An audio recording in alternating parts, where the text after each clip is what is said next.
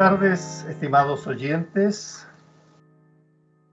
En el día de hoy tenemos un mensaje bastante puntual dirigido, que es muy propio de lo que tenemos que vivir en este tiempo que estamos sobre la tierra, donde debemos caminar todos los días en el camino que Dios nos ha mostrado y nos ha dicho: este es tu camino, esta es la salvación, esta es la vida eterna. Pero en ese caminar muchas veces podríamos a lo mejor caer, tropezar, resbalar. Es muy propio también de la vida humana, porque aún seguimos en este cuerpo de carne. Así que el mensaje de hoy lleva por título: ¿podemos tropezar? Y lo encontramos el texto en Marcos 9, versículos 42 al 50. Marcos 9, 42 al 50. Le voy a pedir a mi esposa y hermana la fe Talía que me lea estos versículos. Amén. Cualquiera que haga tropezar a uno de estos pequeñitos que creen en mí, mejor le fuera si se le atase una piedra de molino al cuello y se le arrojase en el mar. Si tu mano te fuera ocasión de caer, córtala. Mejor te es entrar en la vida manco que teniendo dos manos ir al infierno, al fuego que no puede ser apagado, donde el gusano de ellos no muere y el fuego nunca se apaga. Y si tu pie te fuera ocasión de caer, córtalo. Mejor te es entrar a la vida cojo que teniendo dos pies ser echado en el infierno, al fuego que no puede ser apagado, donde el gusano de ellos no muere y el fuego nunca se apaga. Y si tu ojo te fuera ocasión de caer, sácalo. Mejor te es entrar en el reino de Dios con un ojo que teniendo dos ojos ser echado al infierno, donde el gusano de ellos no muere y el fuego nunca se apaga. Porque todos serán salados con fuego, y todo sacrificio será salado con sal. Buena es la sal, mas si la sal se hace insípida, ¿con qué la sazonaréis? Tened sal en vosotros mismos y tened paz los unos con los otros. Amén. Amén. Oremos. Señor, tú conoces nuestros pensamientos y las intenciones de nuestro corazón. Háblanos, Señor, porque tus siervos escuchan, para que podamos entender cuál es hoy día nuestra posición ante ti, Señor. ¿Cómo estamos caminando? En Cristo Jesús pedimos tu dirección. Amén, amén y amén. El Señor Jesús, buscando un tiempo a solas con sus discípulos, de manera de poderlos entrenar especialmente, en este capítulo de Marcos 9, les está enseñando la humildad. Una humildad que Él está mostrando al profetizar, ¿cierto?, su pasión, su muerte y resurrección en favor de su pueblo. Pero estos discípulos no aprenden la lección inmediatamente, sino que piensan en grandezas. Por ejemplo, cuando un poco más adelante en este capítulo 9, algunos discutían entre ellos quién sería el mayor de ellos. Jesús entonces corrige esta percepción que está, ¿cierto?, tomando de ellos y coloca en medio de todos estos discípulos. Él toma a un niño débil, dependiente, para que en lugar de que se crean grandes, dependan de Cristo. Y en lugar de buscar servirse a los demás para provecho personal, sirvan a los pequeños y a los que son como ellos. Bien sabemos que hay muchas percepciones incorrectas que tenían estos discípulos, que eran los discípulos que fueron llamados a ser testigos de Cristo hasta lo último de la tierra. Y lo mismo pasa en estos tiempos con nosotros. ¿Acaso no son pocas las percepciones incorrectas que hoy también tenemos nosotros respecto al vivir la vida cristiana? Luego que el Señor, ¿cierto?, después de haber advertido a estos discípulos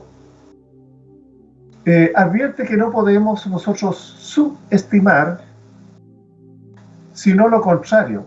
Debemos observar con diligencia esta advertencia cuyo título es Cuidado con los tropiezos.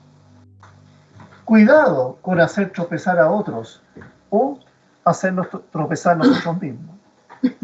El término usado en este pasaje nos da la idea de libertinaje. Trampa que se hace al caer, trampa que puede hacer caer al que va caminando.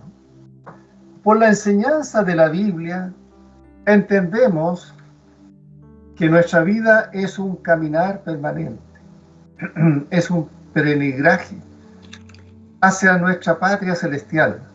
Es por eso que esta advertencia que se nos hace nos dice cuidado con los tropiezos. Si volvemos a leer el versículo 42 de este capítulo 9, dice lo siguiente: cualquiera que haga tropezar a uno de estos pequeñitos que creen en mí, mejor le fuera si se le atase una piedra de molino al cuello y se le arrojase en el mar. Es posible que mientras el Señor prolongaba su enseñanza a los discípulos, aún tuviera con él al niño que había tomado en sus brazos, tal como lo dice en Marcos 9:36. Y tomó a un niño y lo puso en medio de ellos, y tomándolos en brazos les dijo. Eso es lo que había anticipado Jesús. Y volviendo a retomar la atención de los discípulos, continuó exhortándolos contra la ambición y el sectarismo. Y les añade una enfática advertencia a los discípulos. Cuidado, le dice, con hacer tropezar a uno de estos pequeñitos que creen en mí. Estos pequeñitos, esta palabra pequeñitos del versículo 42, no son niños, sino pequeñitos que creen en mí, dice Jesús, creyentes con una fe nueva o frágil, recién convertidos. Son personas vulnerables, sencillas, por alguna razón son débiles aún en la fe. Por eso Pablo también nos recomienda en Romanos 14:1, recibid al débil en la fe, pero no para contender sobre opiniones, es decir, no para discutir o debatir con él sobre opiniones. Bien sabemos que un cristiano fuerte y maduro en la fe podría ignorar palabras duras o ásperas, como así también un mal ejemplo de otro creyente. Pero estos pequeñitos pueden ser lastimados, y este tropezar puede referirse a la pérdida de fe que ellos pueden tener, o bien que pueden ser conducidos hacia el pecado. Por eso que hay que tener cuidado. Por lo tanto, el hacer tropezar a estos pequeñitos consistiría en ponerles algún obstáculo que los llevaría finalmente a apartarse del Señor. En este contexto que estamos hablando, podríamos entender que la posición de privilegio y autoridad que tenían en ese momento los discípulos podía convertirlos a ellos en una piedra de tropiezo para otros. Si ellos se dejaban, por ejemplo, apoderarse de la ambición y del sectarismo, algo que ya estaban conversando anteriormente. Además de hacer tropezar, se entiende que puede ser cualquier conducta de un creyente que no es coherente con la condición de cristiano. Es decir, su accionar, su testimonio, puede ser piedra de tropiezo para alguno que es nuevo, para algún pequeñito. Es cierto que el pecado en nuestras vidas es siempre algo terrible, pero el inducir a otros a pecar es infinitamente peor. Esto, entonces, nos debería llevar a considerar con prudencia el efecto que pueden tener nuestras palabras y nuestras acciones sobre otras personas. La importancia de lo que el Señor les está diciendo queda resaltada en la forma ceremonial con que Él les hizo esta exhortación. El Señor Jesús les dijo que sería preferible que la persona muriera antes que hiciera tropezar a uno de estos pequeñitos, que son objeto de especial cuidado de parte de Dios. Para su explicación, el Señor usó un lenguaje muy gráfico. Dijo: el que hiciera tropezar a otro, mejor le fuera si se le atase una piedra de molino al cuello y se le arrojase en el mar. Debemos recordar que un pequeño acto de bondad nuestro hacia los demás, realizado en el nombre del Señor Jesús, será recordado por la eternidad. Así también será recordada cualquier causal nuestra que hubiera hecho tropezar a uno de estos pequeñitos, porque el castigo será severo. El versículo 43 de Marcos 9 dice, 43 al 47, si tu mano te fuera ocasión de caer, córtatela. Mejor es entrar en la vida manco, que teniendo dos manos ir al infierno y al fuego que no puede ser apagado. Y si tu pie te fuera ocasión de caer, córtalo. Mejor te es entrar a la vida cojo que teniendo dos pies ser echado en el infierno, al fuego que no puede ser apagado, donde el gusano de ellos no muere y el fuego nunca se apaga. Y si tu ojo te fuera ocasión de caer, sácalo. Mejor te es entrar en el reino de Dios con un ojo que teniendo dos ojos ser echado al infierno, donde el gusano de ellos no muere y el fuego nunca se apaga. El Señor Jesús extiende su exhortación y luego de estar hablando de los tropiezos que podemos causar a otro, ahora también se refiere a los tropiezos que nosotros mismos nos ponemos en nuestra vida al caminar. Con bastante frecuencia somos para nosotros mismos parte de tropiezo en nuestro caminar espiritual en este mundo. En todo caso, esta frase de Jesús no debe tomarse literalmente. La palabra de Dios nos enseña que el pecado no se encuentra en ninguno de los miembros de nuestro cuerpo físico, sino en el alma.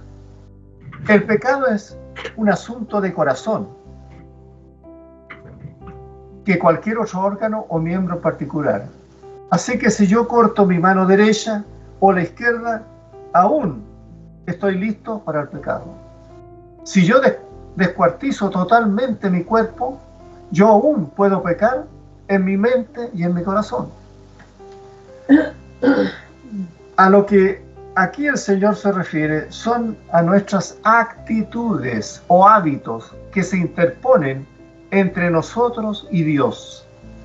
De nuevo, tal como ocurrió en el versículo 42, Jesús utiliza una hipérbole, es decir, un lenguaje exagerado para ilustrar su tema. Según esto, la mano podría simbolizar nuestra manera de obrar. El pie representaría nuestro caminar por el mundo. Y el ojo sería una figura de los malos deseos que surgen del corazón. Todos los miembros del cuerpo, bien sabemos, son valiosos y muy queridos para nosotros. Tragedia sería para nosotros que nos tuvieran que amputar una mano o un pie. Pero el Señor lo que quiere decir es llamar nuestra atención sobre el hecho de que si esto llegara a suceder, de que perdiéramos alguno de nuestros miembros del cuerpo, no sería nada en comparación con la pérdida del alma en el infierno eterno. El Señor ilustra este principio por medio de una analogía trágica que en ocasiones tiene lugar en la medicina. Puede llegar el momento que sea necesario sacrificar un miembro del cuerpo para conservar la vida de la persona. Por ejemplo, si un pie está infectado de gangrena, es una amenaza para todo el cuerpo, por lo que el médico tendrá la opción solo de amputarlo, si quiere conservar la vida de su paciente. En el ámbito espiritual es algo similar. Hay tendencias y actitudes que entrañan un grave peligro para nuestra vida cristiana, por lo cual debemos cortar drásticamente esas tendencias y actitudes si deseamos entrar en el reino de Dios. El Señor dice que hay que actuar sin vacilación y rechazar de inmediato y de forma decisiva cualquier cosa que nos dañe espiritualmente, aunque esto pueda significar un sacrificio y dolor para nosotros en nuestra carne, por tener que eliminarla de nuestra vida. Esto quiere decir que tal vez sea necesario dejar algún hábito, privarnos de algún placer, renunciar a lo mejor a una amistad, cortar o excluir alguna cosa que ha llegado a ser muy querida para nosotros, ¿a fin de qué? De obedecer al Evangelio. A veces el discipulado requiere amputaciones. Hemos de amputar malas costumbres. Hemos de amputar resentimiento. Hemos de amputar ambiciones que nos impulsan a actuar sin ética, fuera de la ética cristiana. El alcohólico o drogadicto necesita amputar viejas relaciones que amenazaban con hundirle de nuevo en una vida de adicción. Notemos que esta amputación también debe ser realizada por uno mismo, no por otro, sino uno mismo. Esto nos recuerda constantemente que debemos juzgar y condenar el pecado en nuestras propias vidas si queremos ser discípulos útil para el Señor. Ahí cuando dice, y al infierno, al fuego que no puede ser apagado, donde el gusano de ellos no muere y el fuego nunca se apaga. El Señor quiere dejar constancia de la realidad, del horror y la eternidad del castigo que sufrirán aquellos que eligen vivir en sus propios placeres en lugar de convertirse en seguidores de Cristo. Primero debemos considerar la palabra Gehenna, que se traduce por infierno. El Señor lo describió también como un lugar de tormento y dolor. Habló del fuego y del gusano. Tal vez podamos pensar que el fuego se relaciona con el producir el tormento externo a nosotros y el gusano como el tormento interno a nosotros. También dejó claro que se trataba de un lugar de sufrimiento eterno. Allí dice, el fuego no puede ser apagado y el gusano de ellos no muere. Estas frases, estimados oyentes, fueron usadas primeramente por el profeta Isaías para describir el destino de los enemigos de Dios que se rebelaron contra él. En Isaías 66, 24 dice lo siguiente: y saldrán y verán los cadáveres de los hombres que se rebelaron contra mí, porque su gusano nunca morirá, ni su fuego se apagará, y serán abominables a todo hombre. Por eso también Pablo nos recuerda en 2 Tesalonicenses 1, 8 y 9. ¿Qué escribe Pablo ahí? En llama de fuego para dar retribución a los que no conocieron a Dios, ni obedecen al Evangelio de nuestro Señor Jesucristo, los cuales sufrirán pena eterna de perdición, excluidos de la presencia del Señor y de la gloria de su poder. Y también lo recalca en el libro de Apocalipsis 14, 9 al 11. ¿Qué dice ahí? Y el tercer ángel lo siguió, diciendo a gran voz: si alguno adora a la bestia y a su imagen y recibe la marca en su frente o en su mano, él también beberá del vino de la ira de Dios, que ha sido vaciado puro en el cáliz de su ira, y será atormentado con fuego y azufre delante de los santos ángeles y del Cordero. Y el humo de su tormento sube por los siglos de los siglos, y no tienen reposo de día ni de noche los que adoran a la bestia y a su imagen, ni nadie que reciba marca de su nombre. Aunque muchas personas de nuestro tiempo dudan de la existencia real del infierno y del castigo eterno, hemos de hacer notar que el Señor se refirió al infierno con total énfasis. El mensaje del Señor Jesús era claro. El saber que tan terrible es ir al infierno por la eternidad, vale entonces para nosotros cualquier sacrificio para evitar llegar a esa situación. Por lo tanto, no podemos pensar en el reino de Dios solamente en el contexto de las recompensas que podemos recibir una vez que partamos, ¿cierto? Si somos hijos de Dios, sino también debemos pensar en términos de sacrificio que debemos asumir en esta vida para obtener esas recompensas. Ahora en los versículos 49 y 50 dice: porque todos serán salados con fuego, y todo sacrificio será salado con sal. Buena es la sal, mas si la sal se hace insípida, ¿con qué la sazonaréis? Tened sal en vosotros mismos y tened paz los unos con los otros. En estos dos últimos versículos, 49 y 50, el Señor hace tres referencias a la sal. Y no resulta fácil ver la conexión entre ellas. Primero, menciona la sal en relación con los sacrificios.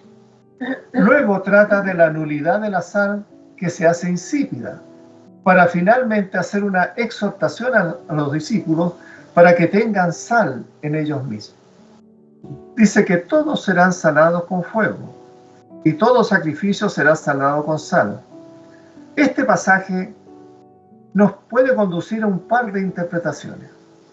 Primeramente, la primera interpretación principal es que el fuego se refiere a la tribulación y aflicción. Estas cosas acompañan al sacrificio vivo del discípulo. Ahí Pablo nos habla en Romanos 12:1.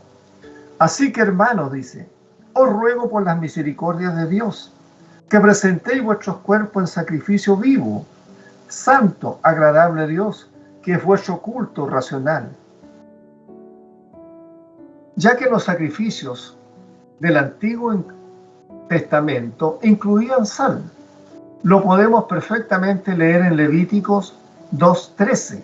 Dice: y sazonarás con sal toda ofrenda que presentes, y no harás que falte jamás de tu ofrenda la sal del pacto de tu Dios. En toda ofrenda tuya ofrecerás sal. Jesús está diciendo, en el fondo, de la misma manera que todo sacrificio bajo la ley requería sal, así el sacrificio vivo que mis seguidores traen delante de mí debe estar sazonado con sufrimiento y tribulación. El Señor termina entonces de anunciar el terrible juicio que sufrirán aquellos que prefieren vivir en el pecado en lugar de seguirlo a Él. Se destaca que el elemento por el que Dios juzgará al mundo será el fuego, tal como lo dijo el profeta Isaías, en Isaías 66, 15 y 16. Y también lo dijo Pedro, en 2 de Pedro 3:7, que vamos a leer. Pero los cielos y la tierra que existen ahora están reservados por la misma palabra, guardados para el fuego en el día del juicio y de la perdición de los hombres impíos. Pero nos surge entonces una pregunta. ¿Cómo es posible que este terrible juicio por fuego sea presentado como un sacrificio agradable a Dios? Para comprenderlo, debemos valorar apropiadamente la gravedad del pecado del hombre, que no solo se rebela contra Dios, sino que también desprecia todas las evidencias de gracia y amor que Dios ofrece. Si después de todo este pecado que existe en la humanidad, Dios permaneciera en silencio, parecería que el pecado no le importa a Dios, lo que pondría seriamente en entredicho su justicia y su santidad. Por esta razón es necesario un juicio visible en la que Dios manifieste su carácter y atributos. Ahora, la segunda interpretación es que el fuego se refiere también al Espíritu Santo. Mientras su presencia en nuestras vidas nos sazona, nos purifica, nos preserva, y nos añade sabor a nuestras vidas, concibiendo así un sacrificio vivo, aceptable para Dios.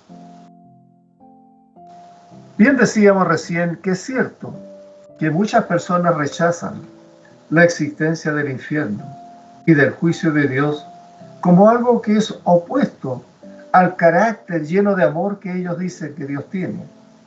Pero la Biblia no se avergüenza de hablar frecuentemente sobre la ira de Dios como una muestra del carácter santo de Dios. Porque podemos preguntarnos, ¿qué pensaríamos de un Dios que después de haber visto todos los pecados de la humanidad fuera indiferente al respecto? ¿Aceptaríamos nosotros un Dios así, que es realmente justo y santo? ¿Acaso no nos molesta cuando algunas veces vemos que los jueces de este mundo dejan impune a los malhechores? ¿Será nuestro Dios así? Por supuesto que no. Dios de igual manera ha manifestado visiblemente al mundo su amor, su misericordia, entregando a su propio Hijo para nuestra salvación. De la misma manera también hará evidente su justicia y santidad juzgando el pecado. Así fue glorificado en el sacrificio su Hijo. También lo será en la manifestación de su juicio, que será glorificado, porque en ambos casos está el carácter de Dios revelado. En conclusión, estimados oyentes, en un pasaje paralelo de Lucas 17:1, Lucas 17:1, el Señor dice lo siguiente: dijo Jesús a sus discípulos, imposible es que no vengan tropiezos, mas ay de aquel por quien vienen.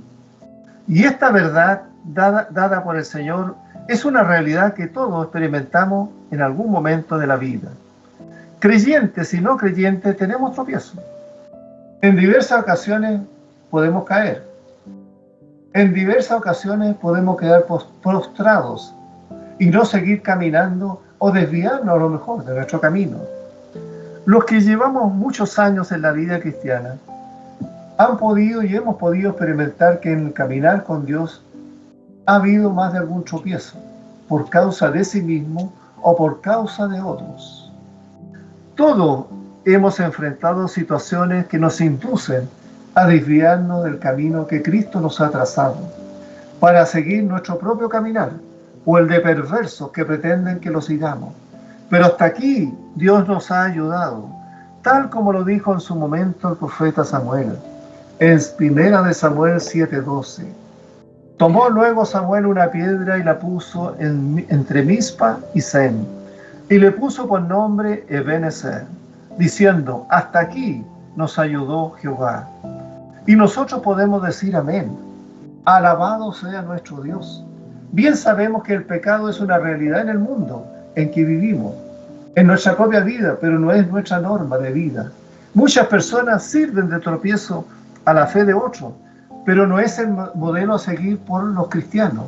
Y mientras haya pecado en este mundo, habrá tropiezos.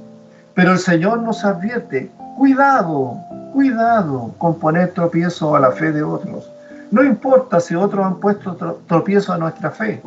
Cuidado con el ejercicio de nuestra libertad en Cristo, que no sea una excusa para pecar y hacer pecar a nuestros hermanos. Amén. Es la palabra de Dios. Oremos. Amén. Señor, gracias te damos por tu lección. Gracias por tu enseñanza, Señor. Gracias por tus advertencias para nuestra vida. Ayúdanos a caminar cada día más cercano a ti, Señor, con obediencia total a tu enseñanza, a tus preceptos, Señor. Gracias por ser, Señor, familia de la fe. Gracias, Señor, por tenerte a ti como Padre nuestro y Creador de todo el universo, Señor. Grande es tu amor y tu misericordia. En Cristo Jesús. Amén, amén y amén. Amén. Amén.